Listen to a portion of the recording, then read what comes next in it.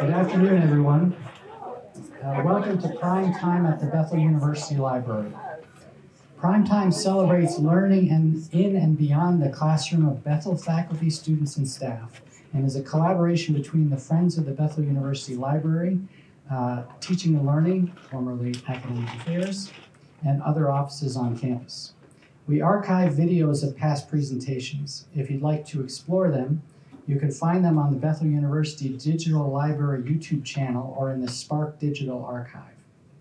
Coming up on Tuesday, October 28th, Edgren scholars Dr. Graciela Perez, Professor of Languages and Cultures, and Junior Business and Spanish major Emily Hansen will share their project called From Damnation to Digital Dissolution, Justice in the Don Juan Myth from Baroque to Cyberculture.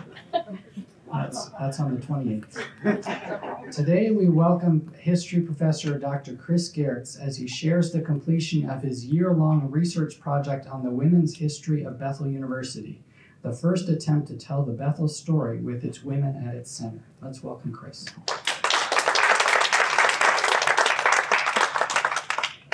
Clearly, I could have worked harder on the title for this one. It'll be better next time. You know what you got though with this one. So we're going to talk about the women's history of Bethel. What I'll try to do is take you behind the scenes of how this project worked, what inspired it, sources I used, kind of walk you through the website a little bit, some of the resources, and try really hard to leave lots of times for questions at the end. I start with the history of the history, or maybe in this case, the autobiography of the history. At some point, we'll have to talk about the fact that someone named Christopher is writing a women's history of Bethel. So that already seems unlikely by itself. But for that matter, if the person who came to Bethel in 2003 to teach history knew that this was going to be something he would do in the mid-2020s, he would have been surprised. I had hardly ever heard of Bethel, despite growing up not far from here. B, my graduate training was in things like modern European history, military diplomatic history. I did a little bit of history of education, but it was on 19th century France, which is not super relevant to what we're doing today. And for that matter, I don't think a lot of people set out to go into institutional history, but it sometimes works out that way. You become a history professor at a small university, and then GW retires, and you end up writing Bethel history yourself. So I really appreciated that this has become a big part of my scholarly agenda. It's really the most consistent part of what I do. Is every so often I give a talk, write something, do a digital project about this university's history. And so I think this topic started about 11 years ago. I was doing an Edgren Scholars project with Fletcher Ward, who's a history and business political science student. And because 2014 was the 100th anniversary of both the start of World War I and Bethel Academy and Seminary merging on the campus in St. Paul on Snelling Avenue, we thought we should tell a story about Bethel through the prism of the World Wars, the Vietnam War, the War on Terror. And that's still up, it's bethel@war.org. And as you might expect with a military history-ish kind of project, it was a rather gendered story. It's a lot of men's stories, but there were some women who showed up. And I think these are the seeds that grew into this current project 11 years later. So I'll start my women's stories with these women's stories. Olivia Johnson was the first Bethel alum, an Academy graduate, to go into the foreign missions field for what was then called the Swedish Baptist General Conference. She went to the Philippines. But during the last year of World War I, she came back to St. Paul. She was on furlough, and she was earning money, taking some classes, and then she died the same day the Versailles Peace Conference started of one of the many waves of Spanish flu that hit the Twin Cities in 1917 to 1919. And she became kind of this martyr figure. This is the yearbook from the Academy the next year. A scholarship was named after her. And many other single women from Bethel and its denomination went to the missions field because of her, including, this is Signe Erickson, who was a Baptist missionary also to the Philippines. She attended Bethel Seminary in the mid-1930s on furlough to take some classes. And in 1943, she and 10 other Baptist missionaries were in hiding in the Philippines during the war, World War II, at a place called Hopevale. And they were discovered by Japanese soldiers and executed on Christmas Day. And she became kind of this next missionary martyr figure in Bethel history. Yeah. And so those were the first two women's stories I really encountered from Bethel history within this Bethel at War project. And then one other that struck me. This is what used to be called the missionary band. And now we still send missions trips, but I don't think we realize how important missionary endeavors were to the Bethel of the early 20th century. You see here a group of students plus retired President Arvid Hagstrom. I think you can tell who's the student and who's Arvid Hagstrom. Staring at the globe where all these missionaries are being sent, and the woman who circled is named Miriam Johansson. And she wanted to be a missionary, and she became one to Bremerton, Washington in 1943. Close to the Puget Sound Naval Base, she decided to leave Bethel Seminary and to go be a home missionary, offering Sunday school, VBS, and other Christian ed opportunities to the children of war workers. And she was not the only Bethel woman to do that.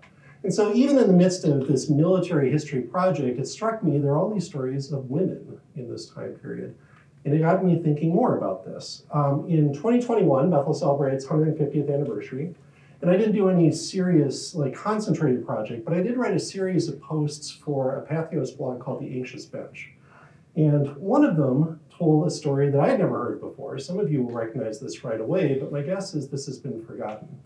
So this is a photograph of 1940 or 41 seminary juniors. So students who are still in the process of training for what then was a Bachelor's of Divinity degree. This is Carl Lundquist, who I think most of us have heard of before, about 14 years before he came back as president of Bethel. But right behind him, behind his left shoulder, is a Canadian Baptist named Ethel Ruff. So notice that a third of the students here are women. That fits the kind of typical demographics of the time. Ethel Ruff was unique because 3 years after this photograph was taken, she became the first woman ordained by the Baptist General Conference. There have not been a lot more since then, but I told that story as a blog post, and I remember writing that blog post thinking, well, someone could really do a much bigger version of this, right? Someone, for example, could say, what would it look like if we wrote the history of Bethel University where we put the women in the center, just like Ethel Ruff is kind of in the center of that photograph? How would we tell the story differently? I think in many ways it would be very similar, but you would decenter certain people and recenter other people. You would ask different questions, talk about different topics. And no one else was jumping at the opportunity to do this. And so I had a sabbatical coming up last fall, and I was able to get an Edgren Scholars Project with Ellie Heap, who's sitting back there. And for a little over a year, about 16 months, I thought, okay, what if I have a defined period of time in which I do the best I can to do a digital project that tells the story of the women of Bethel? So let me show you what this looks like. This has been in e-announcements for a little while, so maybe you've explored this already, but I thought I'd take you through the website. Here again, I thought we'd do a digital project. I found it's accessible, first of all. It's easy to find, it's easy to move through.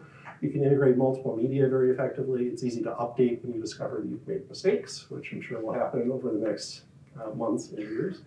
And frankly, no one's publishing these kinds of books anymore anyway, so websites are a lot easier to do.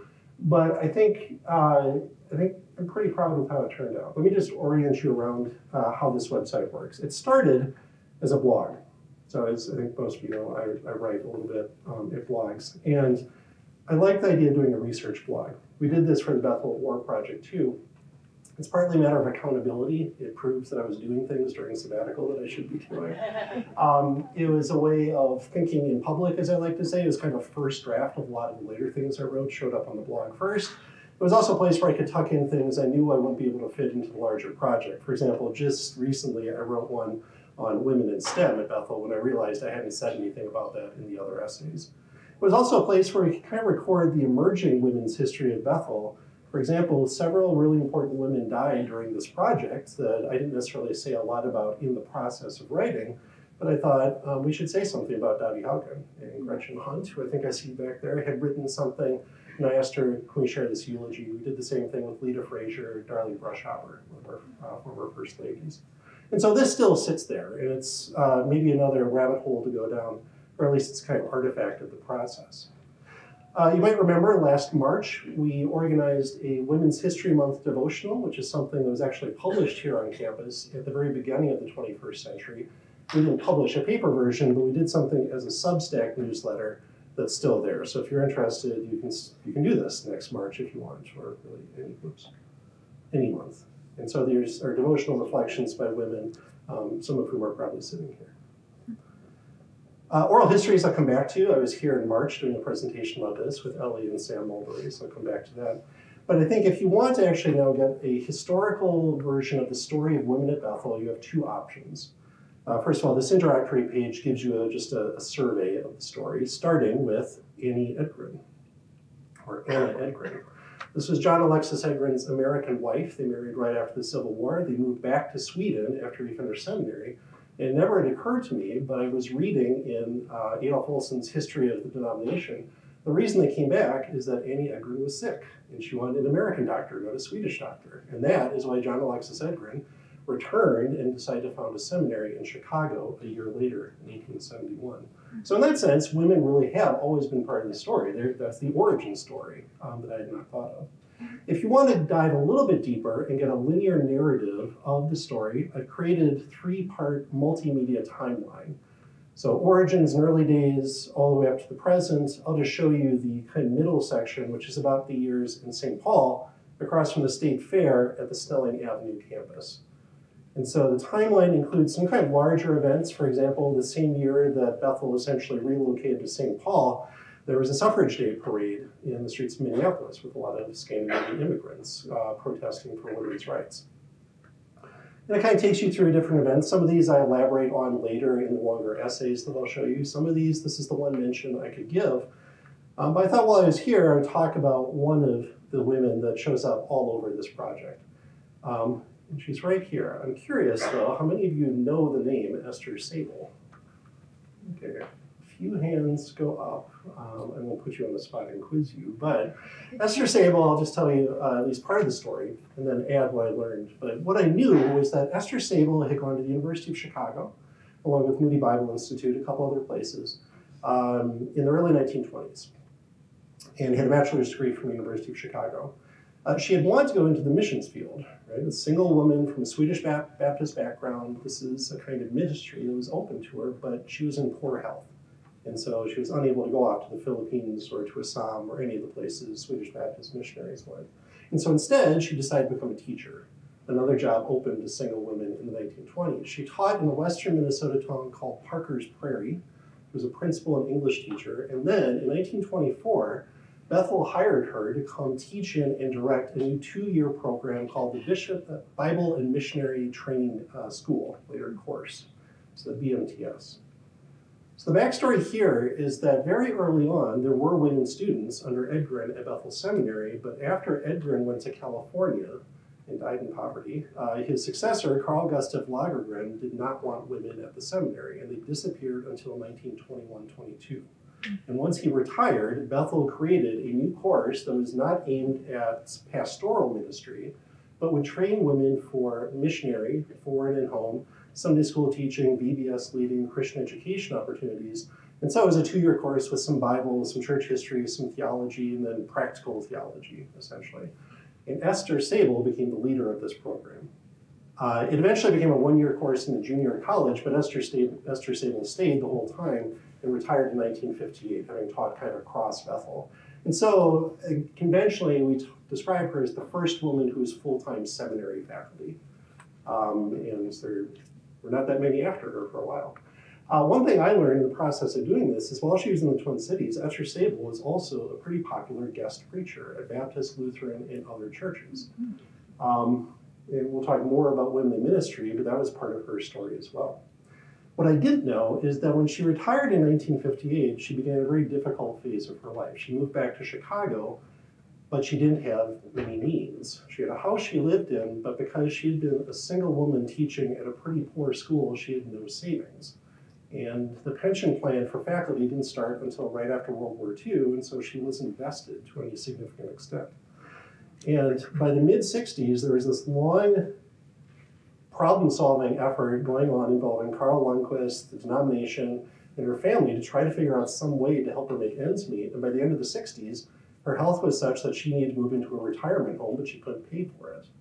And so I ended up using that as the beginning for one of the 4 essays that's kind of the centerpiece of the project. So it's called The Way Things Were, Policies and Persons, and it starts with her story. And so what I added beyond this timeline are 4 essays. They're each about 5,000 to 6,000 words to tell a kind of episodic, thematic piece of the story. And so there are 4 topics I'll walk you through.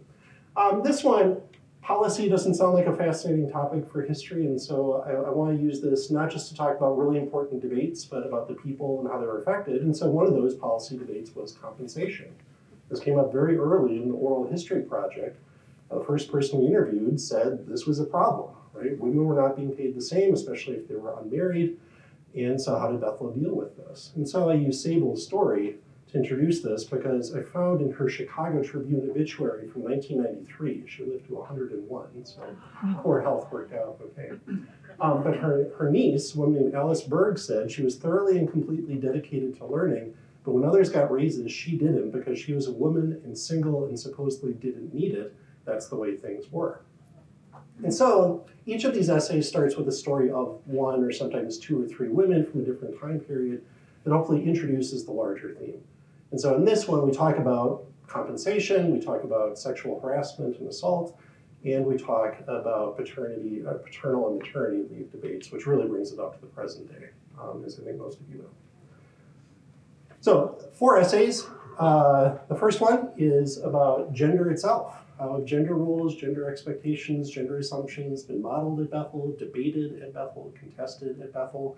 It starts in 1957 in March, when the Bethel Women's Association, which was a kind of women's club, gathered to hear a set of, I think it was 6 short speeches about the ideal girl. I stumbled across these in the archives, and I didn't get what was happening until I realized each of the speakers was a woman describing the ideal girl, but they did it in the guise of a young man courting his future wife. And I thought, well, this is interesting. This models gender norms in a kind of way. From there, we talk about responses to feminism. In the 1970s and 80s, we talk about the curriculum, and so on and so forth. The last one is about women in sports. That actually starts very recently with 3 All-American long-distance runners of great repute. One of them was a graduate of Chris Moore, an SAED star. She was a nominee for NCAA Division III Woman of the Year last year. But women's sports now is very different from what it was 100 years ago, or 50 years ago, or even 20 or 30 years ago. And so that's the most linear of the essays. It kind of tells the story of the development of women's sports over time into what it is now under people like Gretchen, but as recently as the aftermath of Title IX, I think something like 5% of the athletic department budget went to the 5 women's sports. And so telling that story seemed important to me. I thought I'd do a reading. I don't have a book to crack open, but I thought I'd read to you the start of the Women in Ministry essay, the second in the series, because this is the story of Ethel Ruff. And so if you haven't heard this before, this mostly comes from her memoir, When Saints Go Marching, plus a few other sources. So let me read to you the start of this essay. There's nothing unusual about the Apostle Paul being quoted at Bethel in the 1930s or any other decade. But in this case, one student was thundering 1 Corinthians 14:34 and 1 Timothy 2:12 and another, quote, "Let women keep quiet in the churches. I allow no woman to usurp a man's authority." For once in her life, Ethel Ruff went away quietly, only to run into the same male student another day and hear him yearn, quote, "for the good old monastic days when women were barred from these sacred halls." Ruff had left rural Alberta in 1938 to enroll at Bethel Junior College, where she recalled being brash enough to make it known that I was aiming for the preaching ministry. Most women in the seminary at that time are missionaries, right, or Christian educators. After her encounters with this dismissive classmate, Ruff asked the dean of Bethel Seminary if his school welcomed women. "Don't let the fellows razzing bother you," Carl Carlson laughed. "I should say women are welcome on the same conditions as the fellows. Bethel knows no double standard." Increasingly, Ruff found her call to pastoral ministry being affirmed at Bethel. She won a scholarship, led the missionary band, and preached a song sermon at a 1940 meeting of the Bethel Women's Association with future journalism professor Elvira Johnson, later, is it Michelson or Mickelson? Michelson, playing violin. When not taking seminary courses, she served as a Sunday school teacher and traveling evangelist, preaching at churches in the upper Midwest and her native Canada. After filling a pulpit in Saskatchewan during the Christmas break in 1942, Ethel Ruff asked her pastor at Payne Avenue Baptist Church in St. Paul to ordain her. Some context here. This was First Swedish Baptist Church of St. Paul. It had hosted the seminary in the mid-1880s and had become Payne Avenue Baptist Church, and then it moved out to the suburbs in the 1960s. It's now the Maplewood campus of Eaglebrook. That was her church. Though an unusual request in that era, Reverend Martin Erickson reported that his council was united in the feeling that this was of the Lord. Bethel leaders consistently encouraged Ruff to follow her calling. President Henry Wingblade taught her how to baptize by immersion and recalled how proud he had been to have a woman pastor during his childhood in Kansas. Carl Carlson, the seminary dean, preached at her ordination service in June 1943, and former college dean C. Emanuel Carlson introduced her 1957 memoir as exhibiting, quote, the vitality of a wholesome nonconformity. By then editor of the BGC magazine, The Standard, Martin Erickson not only recommended her book, When Saints Go Marching, but hired her to write a regular column. I'm so glad you don't silence her because she is a woman preacher, responded one appreciative reader in 1959. She died just a couple years later of the effects of a stroke. Ethelruff's story can be read as an exception that proves a larger rule, since congregations in Bethel's denomination are only slightly more likely to ordain or call women to pastoral ministry now than they were in the 1940s. But the reality is more complicated. Ruff was neither the first nor the last woman to preach in Bethel's denomination. In recent decades, women have grown from a small minority to a slight majority of the seminary student body, and over that same period of time, Bethel faculty have been leaders on both sides of the intra-evangelical debate over women's ordination, an argument that was anything but academic to the women who became campus pastors and seminary professors at Bethel. And from there, we tell the story. So back to the old days when women did preach and serve as missionaries in the Swedish Baptist Conference, all the way up through the growth of the seminary. This is the Seminary Wives Group in 1974. This is Carol Schumann, the first woman to get an MDiv from Bethel Seminary. And then 2 years later, the first woman to be ordained in my church, the Evangelical Covenant Church.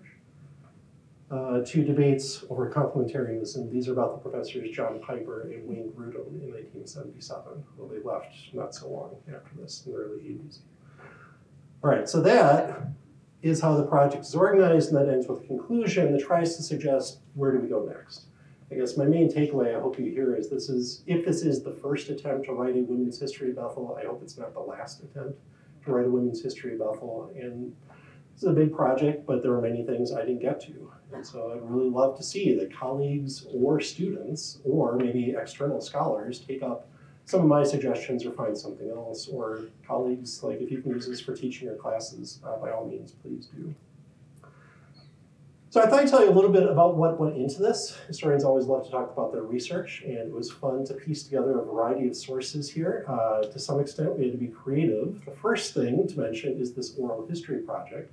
I won't say a lot about it because we did a whole presentation on this back in March that I think a lot of you were here for. But you can link to it through my project or go to the Bethel Additional Library.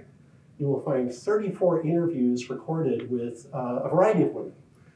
So retired faculty like Eleanor Edmonds sitting up front here, first ladies like Barb Barnes sitting over there, coaches like Gretchen, professors, staff, a variety. We want a cross-section of women knowing that it's only 34, right? And there's so many other stories, but at least it was a starting point.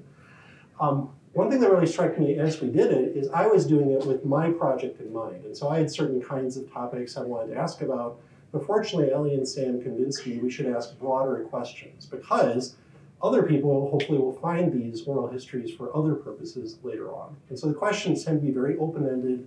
What brought you to Bethel? What did you do while you were here? How did Bethel change over time while you were here? Who were some important women in your own life at Bethel as mentors or as role models or supervisors or friends? What was it like to be a woman? Whatever that question invites you to think about, and other questions as we go. And so that was really important. And those ended up being quoted a lot within this project. And one of my first goals here was not to center my own voice, but to try to bring women's voices out. I also then did email interviews with 22 more women to try to fill in some of the pieces as I was writing, especially in athletics and in ministry. There were some other stories I wanted to include, and so they allowed themselves to be quoted as well. Second set of sources would be everything that we could find in the Bethel archives. So here we thank Rebecca Lopez for helping me to get through our collections, which are quite impressive for a small university denomination, and you might be surprised to find what's in here if you start looking for women in archive space. For example, the Women's Dorm Council collection. In 1946, for example, there was a meeting of the dorm leadership to discuss the problem of what to do with gentlemen callers who are not honoring the hours they were supposed to be in the common areas. What do you do about that?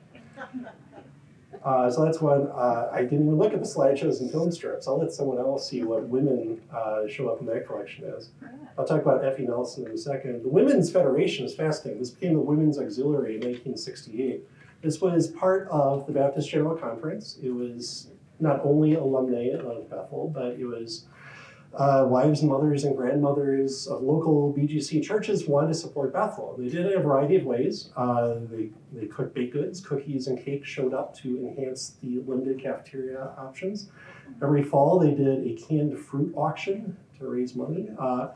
And then the other fundraisers they did supported a variety of special projects. My favorite version of this story is in the mid-60s, this campus was still a dynamite testing ground recently belonging to the DuPont company, and lots of ground had to be cleared, right? And we needed a tractor to do it. And so the Women's Federation raised like $5,000 to buy a tractor that they named Busy Beth. And that is what brought us here to this day, in a sense. Effie Nelson shows up in many places. Effie Nelson was a German and other language professor, a librarian for many years, and also Dean of Women for about 30 years at Bethel, back when that position existed. Her papers are fascinating. They are a diverse collection. Some of them are in these beautiful little boxes that things have been collected in. They include postcards, correspondence from when she was retired, notes from speeches she would give over time. My favorite piece that came out was a letter to her from Florence Ullman, later Florence Johnson, who was publications director later, but in the 1960s was Carl Lundquist's assistant, and wrote a letter to the Dean of Women complaining about how Bethel women in the early 1960s were wearing too much makeup and wearing too short skirts. And she wanted something to be done about that, and that is, I guess, the job of the Dean of Women in 1962. So archival collections are fabulous. Historians love nothing more than to get lost in an archive and see what you find, and it was predictably fun to do that. Okay, I want to go back to my talk here to show you a couple other sources. I haven't done a lot of math since high school, but quantitative history is often a useful way to do social history. Right? I could not tell a lot of stories of students, for example. Students produce a lot of artifacts while they're in college, but they disappear. I can't read all the papers they wrote or the conversations they had. But what I can show you is the women's share of enrollment over time. So here I have to thank Dan Nelson, a retired information guru, who just handed me a nice report that did all the college stuff. The seminary stuff was harder. You might notice a couple of holes in our line there, but there's a seminary collection that had enrollment reports, and so I tried to go through and piece things together. Dan had told me several years ago, it was around 1965, that women became 50% of the college student body, and from there it kept on going. Right? And so by the time Bethel moved to Arden Hills, 53% of college students were women. And that starts creeping up. And in here, notice in the early 80s, there's a little jump here around 1982, 83. And that's, of course, because the nursing program starting, which brought 270 new students in, 90% of whom were women. And it kept going. At one point, at the end of the 1990s, George Brushauer gathered his presidential leadership team. I don't know if Jay remembers this. And apparently formed a gender balance task force to address the problem that 63% of college students were women at the end of the 1990s. I'm not sure. It's ticked down a little bit since then, but there's still a pretty significant gap. Seminary, notice how low it was, right? When the seminary moved to Arden Hills in 1965, 3 women were in the student body. And then even as the MDiv program opened up to women, it was still like 5 to 10%, but more recently it's climbed significantly. At least in the last report that the institutional data page had, it's over 50%. This was a harder chart to put together. This is something I had to do by hand, going back through catalogs all the way back to the 1950s when Esther Sable retired. I did the best I could to try to figure out of full-time faculty in the college, how many were women, how many were men. It's not even worth it to put the seminary on here because there was no woman until Jeanette Backey showed up in the late 70s. And then it was like 1 or 2 for a long time until 2000 or so. But notice that actually as Bethel moved to Arden Hills, it was actually declining. It had been 20% in the late 50s. It was down to about 11% by 1972. But then it starts to tick up. Here again, the start of the nursing program is a hugely important inflection point. That was the moment at which 25% of college faculty were women, and that has a lot to do with the nursing faculty, but also the English department, the psychology department, education, had a higher number of women. And then it's especially from the mid-90s through to recently is often where you see a department hiring its first full-time woman. For history, it was Diana Magnuson in 1994. For political science, it was Stacey Hunter Hecht a few years after that. Biology starts to really take off in the late 90s into the 2000s to the point where now it's, I think, 70 to 80% of their faculty is women. Some were slower. Chemistry, physics, engineering was really 21st century. You see women joining those faculties. So statistics to some extent. And then the last two, and then we'll wrap things up. There have been previous studies done.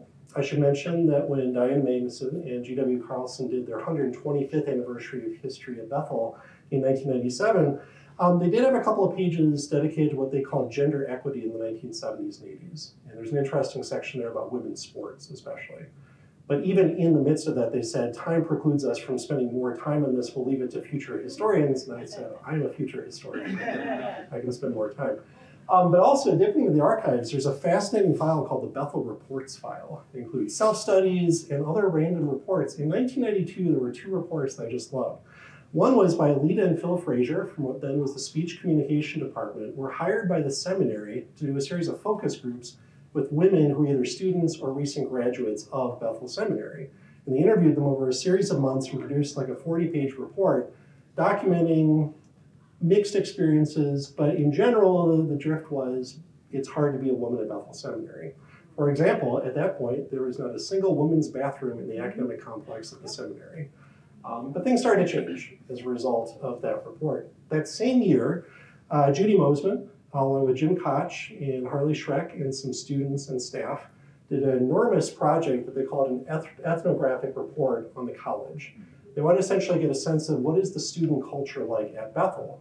It included, again, focus group interviews, college writing projects, resident assistants were supposed to keep journals about people, a whole bunch of different things, and they produced a long report. And it's utterly fascinating as this snapshot of early 90s Bethel culture. It has a lot to say about gender expectations, dating, marriage, sexism. It's sometimes difficult reading, but it was very helpful reading. It's all anonymized, but you get student voices speaking out of 1992 that I could use for my project. And then finally, we also have to have not just a good archive, but a fantastic digital library that's been going for 10 or 15 years now. And so I could use sources like academic catalogs, I've already mentioned, yearbooks, which ended in 1989, but give us, for example, photographic evidence. And then the Clarion, which we have going back to the 1920s. So the Clarion shows up a lot. My favorite example of this is in 1984-85, there was a monthly series of columns called Windows Without Shades. It was all about shedding light on women's experiences at and connected to Bethel. Janine Bullmeyer, a professor in English, wrote about sexist and inclusive language. A student wrote about performing a feminist play. Lynn Lawyer, wife of John Lawyer, the international relations prof, talked about what it was like to be a member of the Episcopal clergy as a woman. And there are a couple about history. Alvera Michelson wrote about the history of women in ministry. And then there was this one from March 1985 that said, women's history is alive and well, and our task at Bethel College is to join in and be part of such a movement rather than be left out and deny the validity of historical reality. I got very excited and said, 40 years ago, someone got it. And here we are finally joining the historical reality, but it especially mattered to me because the author was a fellow male historian of the Bethel History Department. This was Jim Johnson in March 1985. Jim retired about 10 years before I got here, but I got to know him a little bit before he passed. And it didn't surprise me he would say this.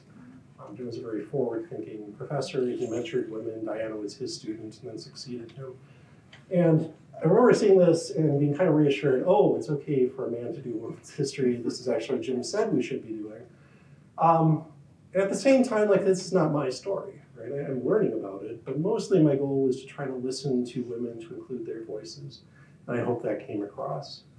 Because I do think there's a certain way that we should be doing institutional history. Students here who have me are going to have me know that for a long time, historians have used a mnemonic called the 5 C's of thinking historically. Talk about things like context and causation and change over time, et cetera, et cetera. But at the start of this project, I wrote a blog post where I suggested maybe there are 6 C's of institutional history. And I hadn't read this since, I guess, January 2024 when I wrote it, but it was kind of my sense of here's how I'm going to try to approach this. And so I'm going to give this to you so that you can now go to the project and see if I lived up to what I said the values should be.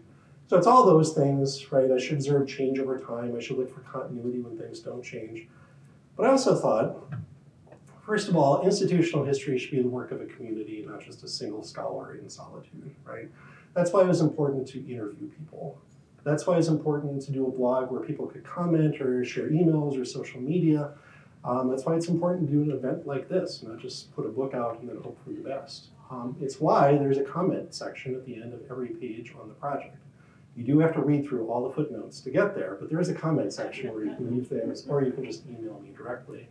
Right? This is the story of a community, hopefully by a community, that will be moving forward. And because of that, I think it should be compassionate. History is a discipline of empathy. Right? We're trying to think with other people. We're trying to imaginatively connect to minds that are very different from ours, and that's always good. I think compassion demands something more. Right? Compassion comes from the Latin for suffering with. But also, I would say, per Romans, rejoicing with. Right? I think this is what all Christians are called to do. We mourn with those who mourn, we rejoice with those who rejoice. And I hope that comes across, right? Sometimes it forced hard choices.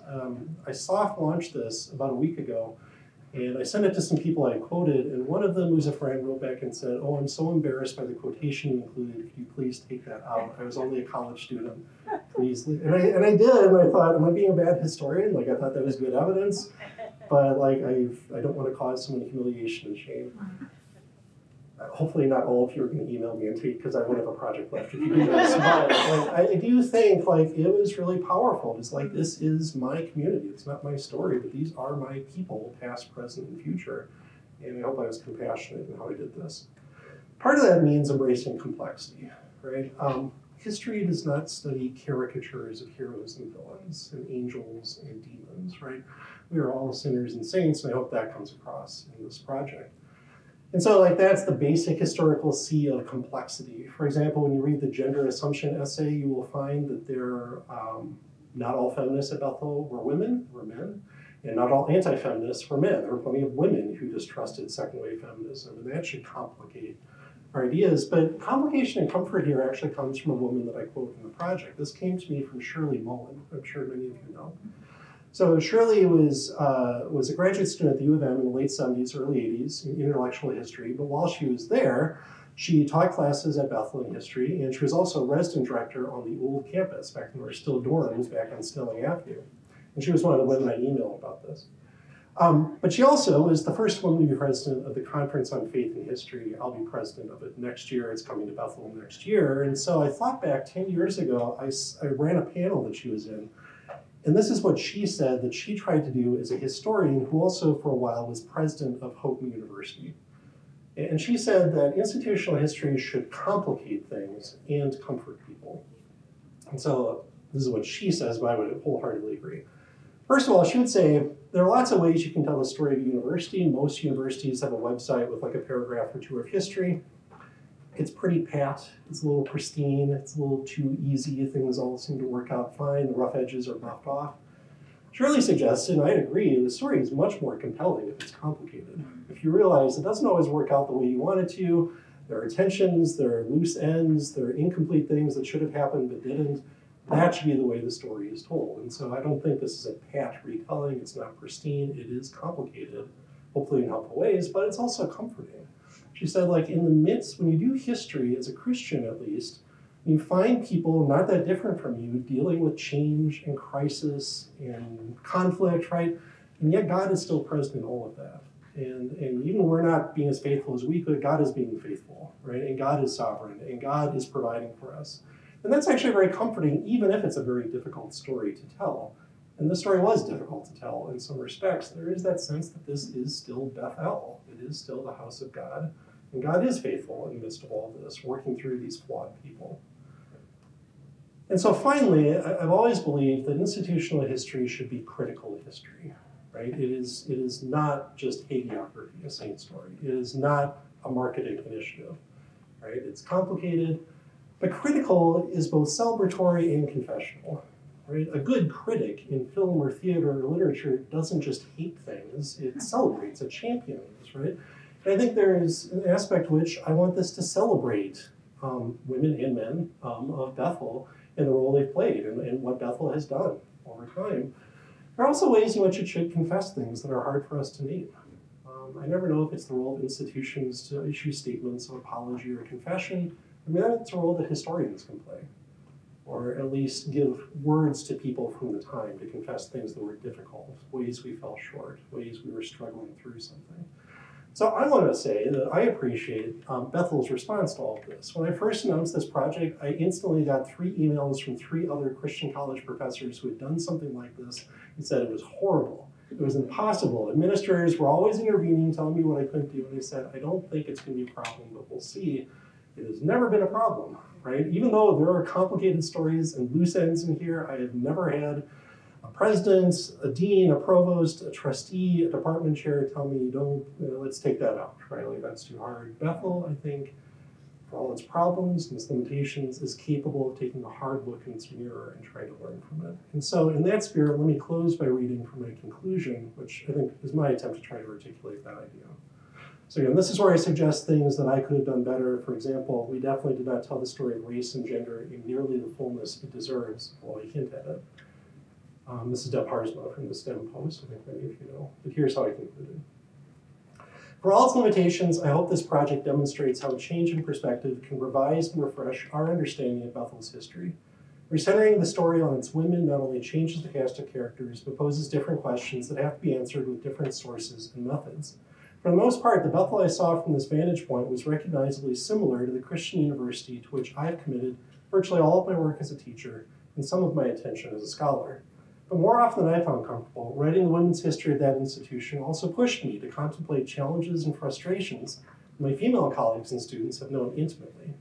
If you're like me, any particular essay, paragraph, or sentence in this project might have left you feeling inspired, angry, excited, disappointed, or just perplexed at the complexity of women's experiences at this university. Christian communities are as sinful and saintly as the individuals that compose them, and will never be the truth seekers and learners we claim to be if we first can't be honest about our past.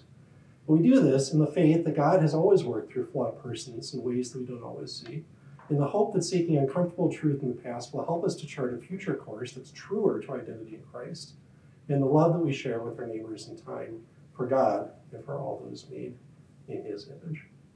So I have managed to leave only 5 minutes for questions, if that, but thank you very much. If we don't have time for questions as a group, I'm happy to stand here and answer questions until the 2:30 committee meeting.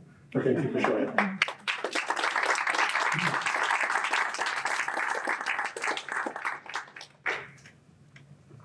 So it is 2:01. I can't actually remember what time we got until. Oh, I got 9 minutes for quite a bit. Plenty of questions. Okay.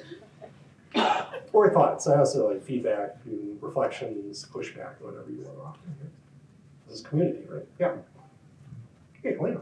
I know you mentioned our modern Europe class about using journals and diary entries and letters. How did you go about navigating that process, and what was your biggest struggle with that or biggest success? Yeah, so context here, some of the students here from my modern Europe class, they just love this topic and are getting extra credit for me. We actually just discussed a book that's based on a diary from a Victorian housewife that came to light because she was in one of the first divorce proceedings when that became civil law in England, and her diary was entered in evidence and published in a newspaper. And a big part of what we were doing was thinking through the ethics of should you be using that diary even 170 some years later.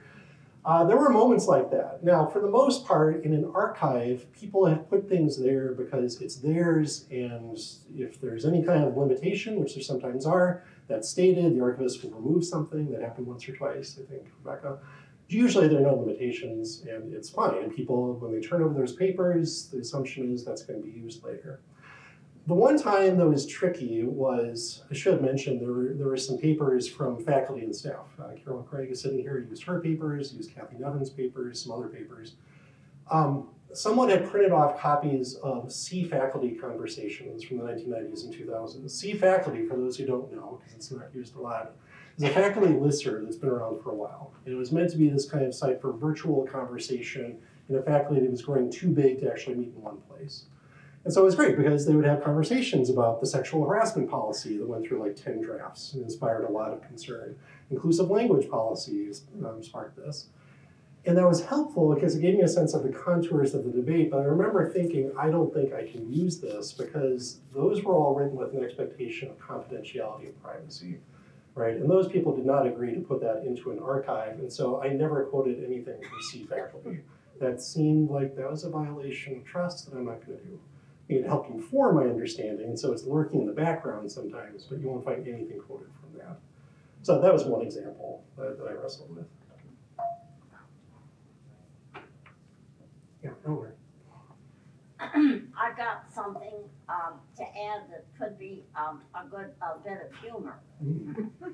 When nursing came in, we were a large group of mostly women, of all women, with a couple of men in the first class and all women on the faculty. And so one of the things that we got, I'm going to say hit with, not hard, there was absolutely no issue between men and women in that first year. It was all about money. How much money do you need? But what I remember very clearly is in the faculty lounge, the men from the biology and the chemistry department would say, when are you going to hire a man? And we did. And I said to them, okay, when are you going to hire a woman? And so we had that kind of a back and forth. They started hiring women, and we had, I think it's more than 4 absolutely marvelous male faculty. And the one thing that you should know about the students is that when they knew that Dave Mahovich was going to come for interview, they reserved a room here in the library and prayed all day that he would make it through that first interview. And he has.